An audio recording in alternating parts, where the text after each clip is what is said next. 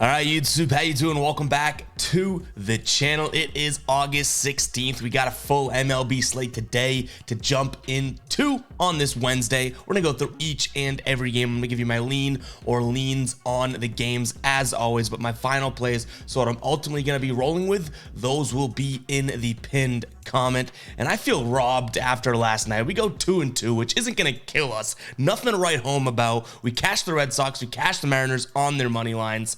The Brewers Dodgers, they finished at 8. That's not the one I'm worried about. But Jose Altuve over 1.5 hits plus runs plus RBIs.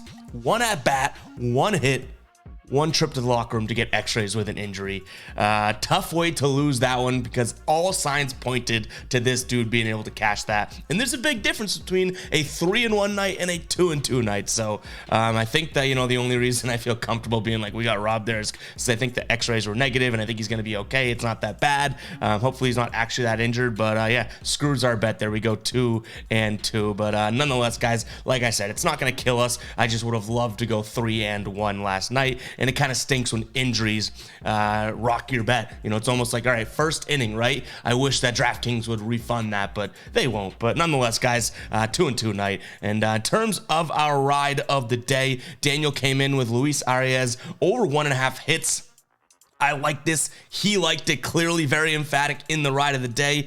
And unfortunately, he has one of his worst games of the season, going 0 for 4, which is just kind of unlike him. One of the top average guys in the league too, obviously, right? And he gets 0 hits, like not even a hit. So just was not his night. If you guys do want to be the ride of the day, all you got to use is hashtag ride of the day in the comments. Give me a banger of a pick, guys, and I'll be jumping on board with one person's pick in the comments, and then I'll give you a shout out, win or loss, in the next video. If you win, we get the cha-ching. We might throw a cheers, pumping the crowd noise, celebrate it, right? If you lose, unfortunately, like this one did, you have to face the womp womp. So enter at your own risk. But all love to Daniel. I do like this pick. Just does not come through for us last night here. Guys, before we do jump into the show, I want to talk to you guys about Daily Grind Fantasy, and specifically the Daily Grind Fantasy Optimizer. If you have not seen it yet, I haven't been doing my job because it is an amazing tool.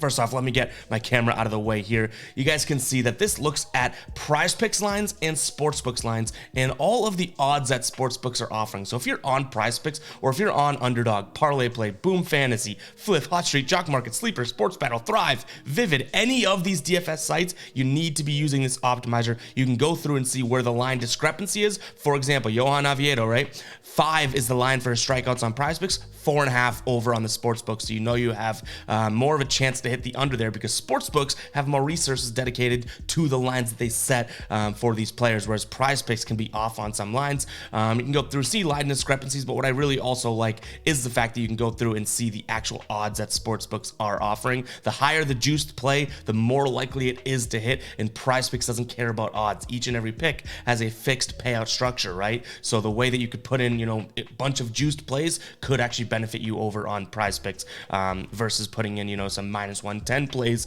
and stuff like that. So don't get caught putting in picks that are not valuable on prize picks. Make sure to use the optimizer. It is super easy to use. You can see there just for a bunch of different sports, right? It's not just MLB. They have for all the main sports. They have for esports. They have for tennis, boxing, UFC, PGA now. It is amazing, guys. Go check it out. You get a 7-day free trial if you use the link in the pinned comment. Why not just go check it out for 7 days? I'll also put that link in the description for you as well. But let's go ahead and jump into game number 1, as long as you already hit that subscribe button, which I'm just assuming you did. But if you haven't, go ahead and hit that subscribe button now that I remind you, and hit that like button as well. It takes 2 seconds to like the video, and it does a lot for the channel. So if you do want to support what we're doing here, make sure to hit that like button. And you guys have been crushing it as of late, so I really can't even say you've been lacking. But let's see if we can go from having an all-star season to an MVP season today, hitting that like button. We're looking at the Mets taking on the Pirates in game number 1 here, and like I kind of have said, I don't love these spots. I don't love this series altogether. We saw the Mets win game number 1, 7-2. We saw Pittsburgh bounce back in yesterday's game, winning 7-4. The only thing that I really might consider in this game today in terms of what could be a final play is taking a peek at the under. We've seen 2 high-ish scoring games for both of these teams, right? And I think that at some point, they kind of cool off. This is the last game of the series. You have Johan Oviedo on the mound, who we talked about when we were looking at the optimizer, for Pittsburgh, and you have Tyler McGill on the mound for the Mets. So I lean towards the under. I think they kind of cool down, come back down to earth. And then a secondary lean, I might consider Pittsburgh for plus money here to close out this series. They're going up against Tyler McGill, who just has not pitched well as of late. And he pitched really poorly back in early June against this Pittsburgh team. 3 2/3, 8 hits, 9 runs, 7 of them earned, only 1 strikeout and 3 base on balls, walks there. So give me Oviedo, even though he hasn't been all that great. Definitely a little bit better as of late in his last 5 starts than McGill. So whether or not those become final plays, keep an eye on the pinned comment. Like I told you guys, this isn't the sexiest of series to me, and it's the last game of the series. So kind of excited to get it over with, but I do lean the under and then Pittsburgh on the money line. All right, Minnesota taking on Detroit. And I'm going to throw a curveball at you here. We're actually going to lean towards Detroit for plus 165 on the money line here. It was a close game yesterday. They lose that one 5-3. Today, Kenta Maeda on the mound for Minnesota, which he has been pitching very well. So I'm not coming at this from a Maeda's going to, choke standpoint.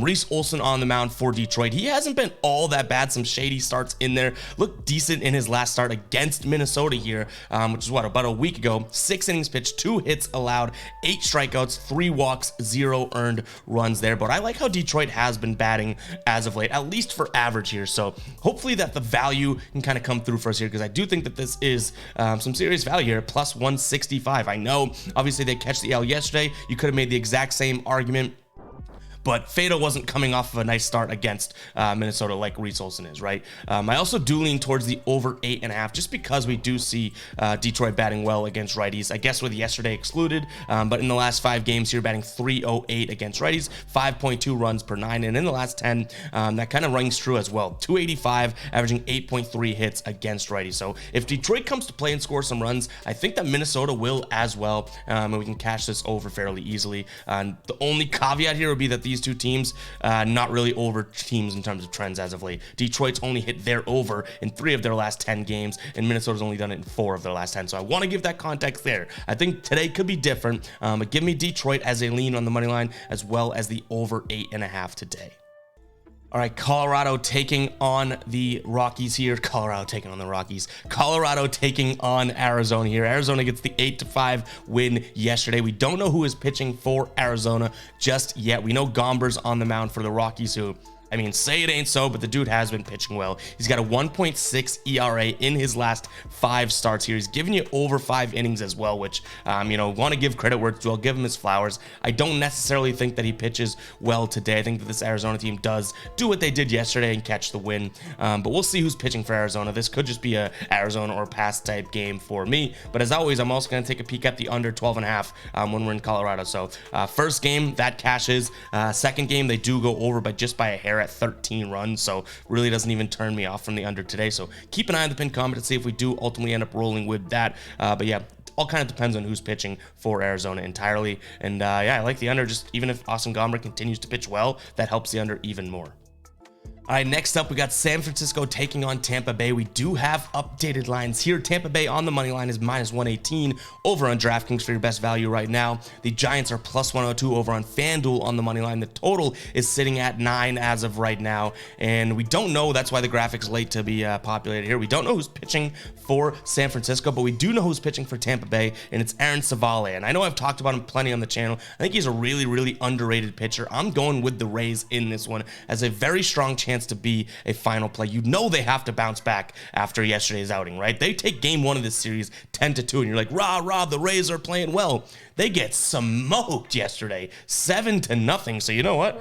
We'll womp the Rays there. They get smoked 7-0, which is kind of unexpected, but I just can't see that happening 2 games in a row. And Tampa Bay, in their next series, they're looking to go and play the Angels here, who they fared well against last time they played. San Francisco has the Atlanta Braves to think about, so they might just be trying to get through this game and focused on their next series against one of the best teams in the league. So give me Tampa Bay here for some good value at minus 118 on the money line. Very strong chance to be a final play. In terms of a total, I am going to kind of wait to see who's pitching for San Francisco. I don't love betting totals when we have their openers, which they do a lot, but we shall see. You guys keep an eye on the pin comment to see if we roll with anything on the total. But Savali's confirmed pitching for the Rays, or at least I think he's confirmed. it doesn't really matter to me who is pitching for San Francisco in terms of a head-to-head here. I'm going to trust him. I do like the pitcher, and I like the fact that this team has to bounce back, or else it's like, yikes, what are we doing here? All right, guys, before we continue with the slate, I'm going to ask you guys to go check out the Fade Me store. We got a bunch of cool products over there. The Fade Me store, fademe.store. It is the brand we're building around here. A lot of cool things, like I said. You can still get that discount. We extended it to today, Fade 25, if you do want to take 25% off your order. But if you do want to support me, go check it out, guys. We are up early grinding and doing these videos every day, and I'm so excited to kind of bring another, another lane or another project to the forefront. It is this Fade Me brand. So if you do want to support it, if you do want to get in on the ground floor, make sure to go check it out. Again, Fade 25 is going to take 25% off your order. Saw a lot of success with that yesterday, and I figured why not, keep giving that discount to you guys for the next couple of days here, because it is, more of a thank you. Like when we do discounts, when I do 25% off, we're barely making any money on the shirts, right? Like it's not about that. It's about getting the shirts in your hands, letting you guys sort of feel associated with the brand, with the channel, and that type of thing. So if you do support, if you do watch every single day, I think it's about time you go check out the store, pick up some Fade Me gear for sure. Now let's continue with the slate.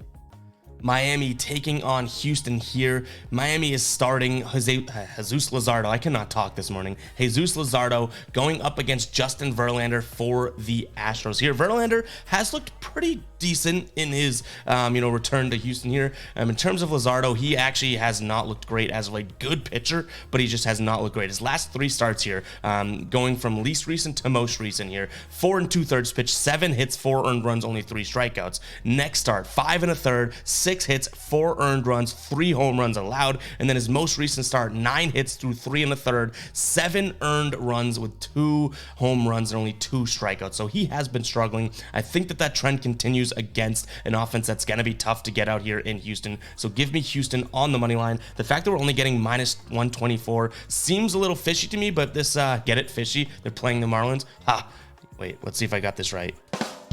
There we go. Soundboard activated. But nonetheless, it does seem like another trap. But then again, almost all of the games in the series so far have seemed a little trappy, and they've kind of proven correct. Like Houston had to squeak that one out yesterday, right? They lose game 1, 5-1. So I'm just going to trust Verlander here, trust the better offense. Obviously, you lose Altuve too, which is kind of annoying in this spot, but nonetheless, I'm still going to trust what we have going on here in terms of, this team. I think that Altuve could even play tonight, which would kind of bum me out because, if he could have played tonight, why didn't you stay in the game yesterday and probably cash and go 3-1 for Ev? Aren't you thinking about Ev, Jose?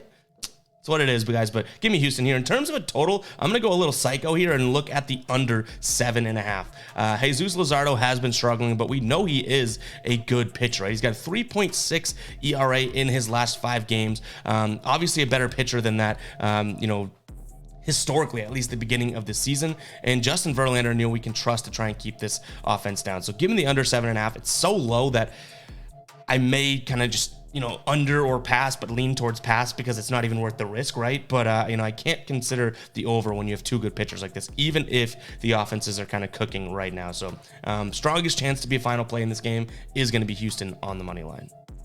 All right, Cincinnati taking on Cleveland, not the Guardians, the Cinder Guardians today, guys. Noah Syndergaard going for Cleveland. He has had, I would say, 2 good starts in Cleveland, 1 bad start, right? He's going up against Andrew Abbott, who kind of has fallen off a little bit. I don't want to say fallen off, but his last 3 starts haven't been all that great. If you look at his last 3 numbers here, in his last 3, he's got a 7.36 ERA with a 1.77 whip. That is compared to a 2.9 ERA on the season and a 1.1 whip, whereas Syndergaard, since being on the Guardians here and becoming the Cinder Guardians pitcher, he's got a 3.71 ERA with a 1.24 whip, so slightly better than what we'd expect there. So give me the Guardians here for plus 148. Yes, it might get a little sticky now that we're calling them Cinder Guardians, and I'm biased towards taking them when Syndergaard's pitching, but he actually has been pitching okay, whereas Abbott has really, really struggled as of late. And it's not like he's played against these powerhouse teams. He played against Chicago after their sort of streak that they went on, right? Played against Chicago, played against Washington, let up, they won that game 7-1. He let up 6 of those runs, I believe. And then played against Pittsburgh, and he pitched okay. The team ends up winning, but just didn't look like himself. So, yeah, that was probably his best out of the 3 that I'm talking about here, that game against Pittsburgh, but it was against Pittsburgh. So, I'm kind of fading him for now until sort of proven otherwise. Give me the Cincinnati Guardians here. In terms of the total, 9.5, I do think that that's slightly high. We saw a 3-0 game yesterday. Cincinnati is 2-8 to the over here in their last 10 games, and Cleveland's 4-6 to the over. So I'm taking the under 9.5. You can get it on 10 on some sportsbooks. I lost access to those after it drops to 9.5. So the normal sportsbooks have it at 9.5. But if you can get it on some other sportsbooks at 10, I say pull the trigger, because I think that's going to move down pretty fast from 10 if you can see it now. All right, guys, if you made it to this point in the video, I got a question for you. I loved reading all of those comments about the last meal yesterday, so we might start doing more questions than just dropping the number in the comments, but you never really know. We're going to throw a curveball your way to kind of see who is still watching at later parts in the video. But today, I have a question. Who is the most famous athlete that you have ever met? Now, when I mean met, maybe crossed paths with, if you're just crossing the streets in the city and he walked by you or something like that. Who is the most famous athlete that you have ever met? Now, I got a story for this one because it's not the most famous, but it is a pretty good story. I've met some athletes, obviously, over the years, but my most famous one would be I'm watching a Celtics game, right, at TD Garden, and I go into the bathroom and go to the bathroom, start doing my thing at the urinal. This isn't going to get graphic. Don't worry. No need to close your eyes. And all of a sudden, right next to me, I see this huge figure to my right. And I go, and it's LeGarrette Blount when he was playing for the Patriots. So we're talking years ago, right? And I just start, we're just both peeing next to each other. We get to the sinks and he's like, oh man, is the paper towels out? And I was like, yeah, it's a bummer, right? And he was like, yeah, you mind if I use some of yours? Reaches across me, gets paper towels, washes his hands, I wash my hands. And then after that, we became best friends. So yeah, just a little unique sort of met him in the bathroom type story there. He wasn't blown away or anything like that, if you know what I mean. But guys, let me know in the comments if you have any weird stories about meeting athletes or the most famous athlete you've ever met. That isn't the most famous athlete I've ever met, but I do think it's kind of funny that I met him in a bathroom. But guys, let's move on here. We got St. Louis taking on Oakland here. St. Louis is obviously the better team, and you actually don't have crazy odds for them today to consider here. Minus 180, like, I'm not going to say that we're going to pull the trigger on it, but it's kind of better than what we've seen thus far in the series at minus 228, right? And then minus 214 is closing odds. So I'm going to roll with St. Louis on the money line again. Liberatore on the mound for them. He's not the best pitcher, but he's going up against Paul Blackburn, who also hasn't been the best pitcher, been better as of late, but I'm still not going to bet on Oakland. So this is probably a St. Louis or pass for me. It's probably going to be a pass. In terms of the total, 9.5. We have seen a couple high scoring games here, 7-5, and even 6-2 is kind of up there. So maybe I lean towards the over. It kind of safety nets the idea of taking St. Louis. If they do get to Liberatore, they probably end up scoring a decent amount of runs, but I don't know if anything in this game becomes a final play. Up next, we have Washington taking on the Red Sox. Red Sox squeak this one out and get us the win yesterday here. James Paxton on the mound for the Red Sox today, going up against Mackenzie Gore. In their last 5 games here, both of these teams have been hitting lefties very well. Red Sox 318 here on the average, and then Washington batting 311. And if you look at it from a last 10 perspective, Washington still has been batting lefties very well. So I'm going to lean towards the over 9 runs here. That's where it ended at yesterday. A 5-4 game. Game number 1 also. That was game number 1. What am I talking about? But I do think that this is an over spot here. Paxton, though he's a very good pitcher, he's kind of been hit or miss for the last few starts here. He had a good start against Kansas City in his most recent start. That was against Kansas City. The start before that, Toronto kind of got to him. The Chicago start, Toronto, that team got to him. So hopefully that, if we're leaning the over here, and I'm a Red Sox fan, so hopefully the Red Sox win, but I'm not really leaning that way.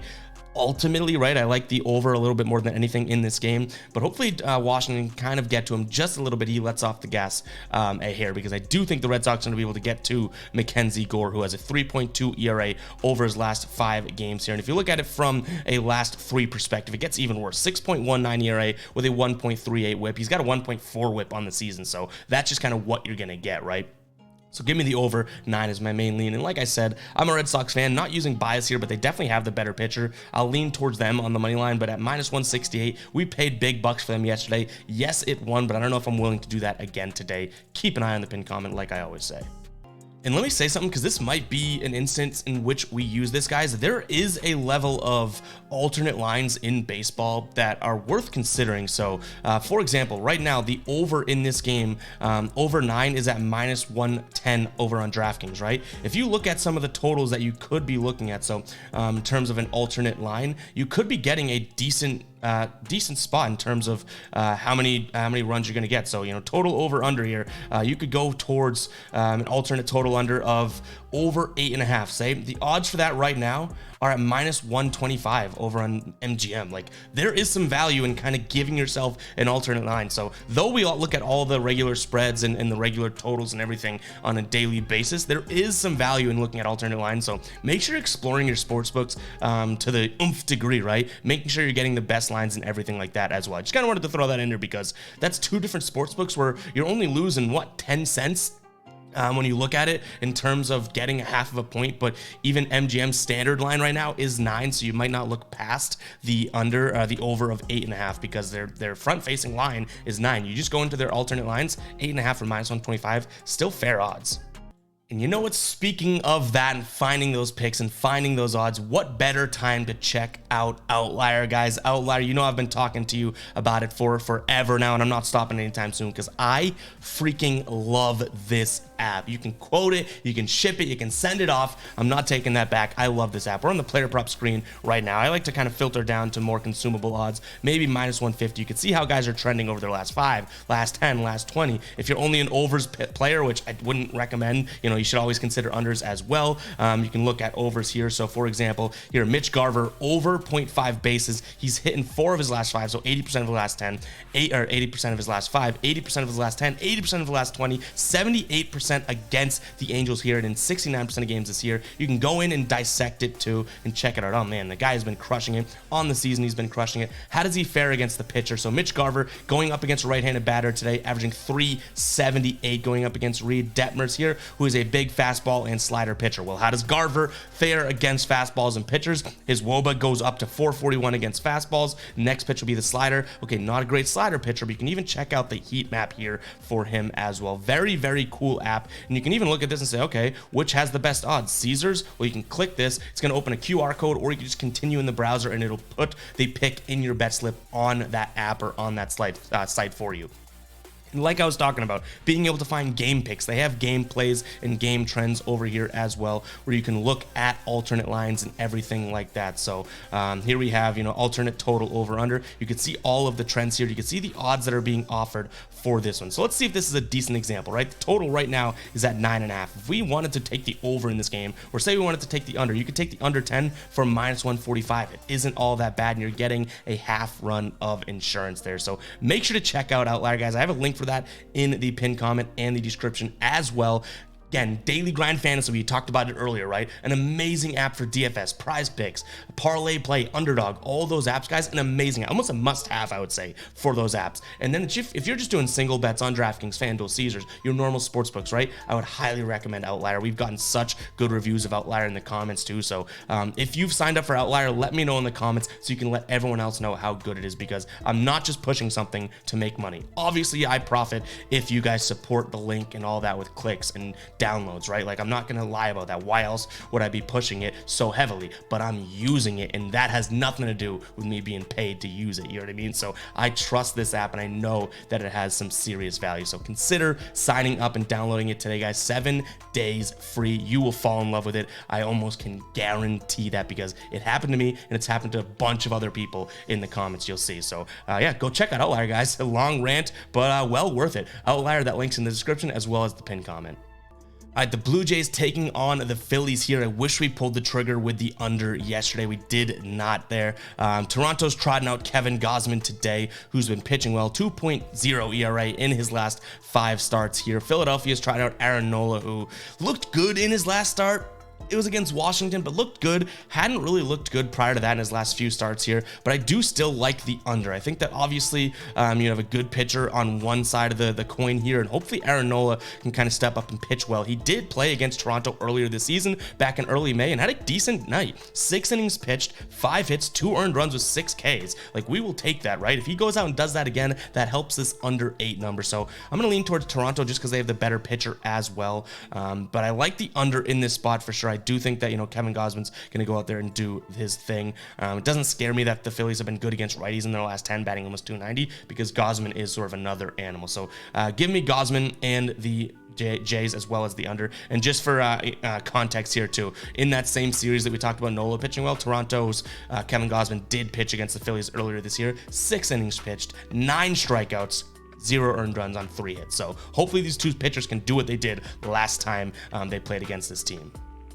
Atlanta taking on the Yankees here. Atlanta starting Charlie Morton, who has coming off of a good start, but did not look that great in his 4 prior to that. The Yankees do not know who is pitching yet. Starter is still TBD, so we don't have any odds in this game or any lines here to go over, but obviously Atlanta is the better team right now, and the Yankees are pretty damn fadeable. They've lost 7 of their last 10. They lost 4 straight here, so give me Atlanta. I don't know if it's on the money line or anything like that, but gonna lean towards a better team. Gonna trust Charlie Morton as well in this spot. Do I necessarily want to? Not altogether. It's not like I back this guy entirely, but he's had some success regardless of what team he's been on too. He's had success against the Yankees in his career. So give me the Braves as well as not as well as, I don't really know what the total is going to be here, but it has been 9 and 10.5. Yesterday I wanted to lean towards the under, right? Didn't pull the trigger on that. Like, my leans yesterday were on fire, and we ended up going 2-2 in final plays. I said that everyone's going to be on the over for this game, and it was a 5-0 game. I wish we pulled the trigger on the under, but I almost consider the under again because I don't think the Braves really need to try that hard to beat the Yankees right now. I know it's not a good reason to bet on anything, and I agree, but yeah, I'm going to lean towards the under if it is up at 10.5 again, but we'll see who's starting for the Yankees before we make any final plays in this game. All right, Texas taking on the Angels here, and maybe Texas gets the sweep today. They have dominated this series 12-0, and then yesterday 7-3 in game 2. We don't know who is pitching for the Angels, so I don't want to determinately say oh my God, give me Texas all day long, but kind of give me Texas all day long. Gray's on the mound for them today. He has looked okay. Only 2 good starts, I would say, in his last 5. But, he's going up against a team in which I do trust him against. And I just trust this Texas offense overall. Even if he's going to go out there and let up a few runs, this Texas offense has just been creaming the baseball.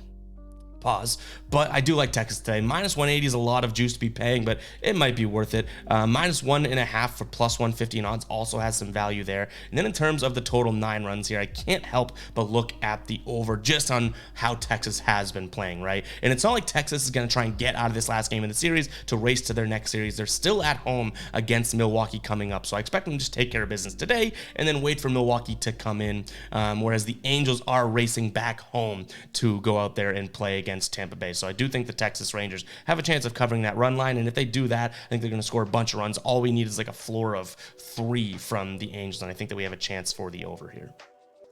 All right, we got the Chicago series here. Cubs starter still TBD, so we do not have any odds or lines out for this game. But pitching for the White Sox is Mike Clevinger, who he's actually been decent as of late here. He's got a 1.4 ERA in his last 5 starts. In his last 3, he's got a 2.25 ERA and a 1.06, so more of a recent stat there. In terms of yesterday, though, the Cubs take the L 3-5. I told you guys I wanted to lean towards the under because of Because of how we're looking at the sort of a rivalry series, right? Well, I wish we did that. We didn't end up doing it, which is kind of unfortunate, but nonetheless, I do think that this is another under spot in terms of what we're looking at, just because it is the rivalry, but we don't know what we're looking at for odds, so I expect the Cubs to bounce back as well as the under, but wait to see what these lines come out at. All right, Kansas City taking on Seattle. It got a little dicey here, but Seattle does pull it out. We don't know who's pitching for Kansas City, but we did just get odds and lines for this game. So we have Kansas City at plus 168 on the money line, and then the Mariners at minus 198 here, and the total sitting at 9 runs. The reason now we have a huge discrepancy in odds here from what we've seen in this series, I'm thinking, is Luis Castillo is pitching, who really only has one bad start over his last 5 here, and he's had a decent track record against Kansas City as well. But give me the Mariners in this spot. Maybe we consider them on the run line. I don't love the fact that you're still getting minus 115 odds rather than plus money there, but I can't really bet the Royals. I think that this Mariners team, even though the Royals won game number 1, and I should mention the Royals came back and forced that game to extras yesterday too, which is a little worrisome. I still think Luis Castillo and the Mariners are far better than the Royals, but fading the Royals as of late just may not be the best thing. They went on that run, and now it's like they're just winning in random spots where you'd least expect it, right? But nonetheless, trusting the Mariners, the better team. And then in terms of the total 9, both of these games have been high-scoring games, so even with Castillo on the mound, we don't even know who's pitching for the Royals. I guess I lean towards the over because these games have been gone like 18 runs and 13 runs, like way above that, right? So give me the over in this one. We'll see if that becomes a final play. Keep an eye on the pinned comment. You guessed it. All right, the Padres taking on the Blue Jays. Interesting series so far. The Blue Jays, Baltimore Orioles. The Orioles win game number 1, 4-1, and then get smacked around in game number 2, losing that one 10-3 here. We did lean the Padres. Didn't really get it to a point of making it a final play, so I can't even take credit for the lean, to be honest. But we got Blake Snell on the mound for San Diego today, going up against Dean Kramer, who's also been pitching very well. You have 2 decent pitchers on the mound. Decent at the very least, right? Good pitchers on the mound, I should say. I like the under 8 runs, but I have a feeling everyone's going to be on the under. So don't be surprised if I switch it up on you guys and end up going towards the over because I end up fading myself. I rarely do that, lean one way in the video and then throw a complete curveball in the pinned comment, but I'm kicking this over around just because I know these offenses are both good, and we kind of yet to see the Baltimore offense kind of come out of their shell in recent games here, right? They haven't scored over 5 runs in, I think, 7 or 8 games, where San Diego has a couple different double-digit run games in this 10-game stretch. So I might look at the over here. Right now, all things look, because of the pitching, because of, the batting versus the hand, I do think that I lean towards the under, but, for some reason, I'm trying to make that over work, and maybe that is where I go wrong in this game because the analytics, the model, everything's telling me to look at the under here, and I'm like, yes, but I have this feeling that the Baltimore bats are going to get going, and the Padre bats are also going to stay hot at the same time. So sometimes when the numbers tell you something and you're so convicted on another thing, it might just be best and a net positive just to stay in between and not do either, but I am a psychopath, right? So we'll see where we end up on this game. In terms of the money line, I think that you have to consider the Orioles here. Blake Snell, obviously on the mound, great pitcher for the Padres, but the Orioles, one of the hotter teams right now, for plus 140 odds. Like, I don't think you can really pass that up in terms of a lean at the very least, right? So Kramer's been pitching well, so give me the Orioles here on the money line as my lean. And you know what? If you're on the Padres, I wouldn't take this and say, well, now I'm not going to bet the Padres, right? No, don't let this talk you off of it. It's just kind of my rationale there. All right, Dodgers taking on the Brewers. I would not want to get in front of the Dodgers right now, and Clayton Kershaw's pitching for them as well. He has looked good. Obviously, he was out for a while, but came back and looked good in his first start 6 days ago here. It was against Colorado, but nonetheless, Dodgers probably in some sort of a parlay throw-in or something like that. Maybe on the run line, -1.5, which they've covered in 7 of their last 10 games, being a run line favorite, and in 4 straight games. Maybe that's worth considering because you're getting it at -105 odds, which seems like some good value there.